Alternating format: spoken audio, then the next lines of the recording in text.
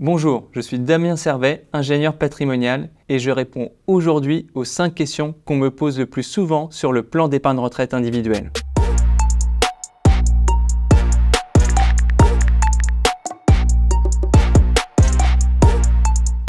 Première question, jusqu'à quand peut-on verser sur le PER et peut-on verser lorsqu'on est à la retraite?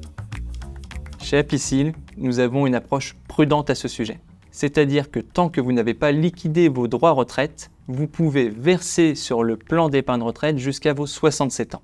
Par contre, à partir du moment où vous avez liquidé vos droits retraite, il y a un risque de remise en cause de la déductibilité, mais ce risque est atténué dans le cadre d'un cumul emploi-retraite.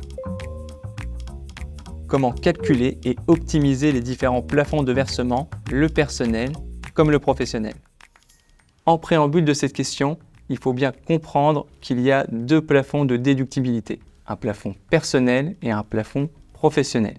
Le plafond personnel est celui qui figure sur votre avis d'imposition. Il est calculé en fonction de vos revenus d'activité de l'année passée. Il est de 10% de ces revenus d'activité, compris entre un plafond annuel de la sécurité sociale, PASS, et 8 PASS. En plus de ce plafond personnel, il y a le plafond professionnel qui est accessible uniquement aux personnes qui sont travailleurs non salariés ou TNS. Alors, munissez-vous de vos calculettes parce que le calcul de ce plafond est assez complexe. Le plafond est de 10% de vos revenus d'activité de l'année en cours, compris entre 1 et 8 PASS, plus un plafond supplémentaire de 15% de cette rémunération qui excède un plafond annuel de la sécurité sociale. 2 plafonds, 2 objectifs différents. Le plafond personnel a plus un objectif de réduction de votre imposition et le plafond professionnel a plus un objectif de sortie des capitaux de votre entreprise, de votre activité avec un minimum de frottement fiscal. Troisième question, quel contrat peut-on encore transférer sur le PER?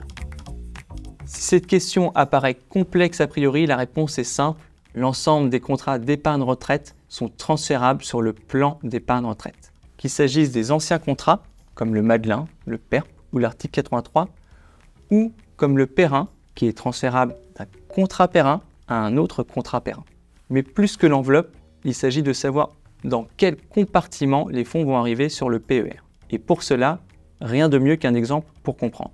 Si je transfère les droits individuels de mon PERCO sur le PER, ces derniers arriveront dans le compartiment 2, avec une sortie possible à la fois en capital ou en rente. Par contre, si je transfère les droits de mon article 83 dans le PER, ceux-ci arriveront dans le compartiment 3 avec une sortie en rente uniquement. C'est bien pour cela qu'entre octobre 2019 et 2020, nous avons réalisé un nombre de transferts importants de l'article 83 vers le PERP puis le PERIN afin d'acter une sortie possible à la fois en rente ou en capital. Comment expliquer la forte efficacité fiscale du PER en cas de revenus exceptionnels? Pour répondre à cette question, il faut déjà comprendre ce que sont fiscalement les revenus exceptionnels. Ce sont des revenus qui, premièrement, sont collectés une année et non pas de manière régulière d'année en année. Et deuxièmement, ce sont des revenus qui, par leur montant, excèdent la moyenne des 3 dernières années. Une fois que nous avons ces revenus dits exceptionnels, nous pouvons appliquer le système du quotient. Ce système du quotient, fiscalement, permet de jouer avec la progressivité de l'impôt et donc d'atténuer cette progressivité en évitant de monter dans les tranches très élevées du barème de l'imposition. Le versement PERIN qui s'applique avant le calcul du système du quotient permet d'optimiser l'efficacité du système du quotient et donc permet d'avoir une efficacité du versement qui parfois excède 100%. Cinquième et dernière question.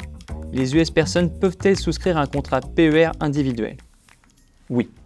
Même si la question est très débattue et même si la réglementation FATCA nous oblige à être très prudent avec les clients qui ont un lien avec l'administration fiscale américaine, cette directive ne s'applique pas au PERIN.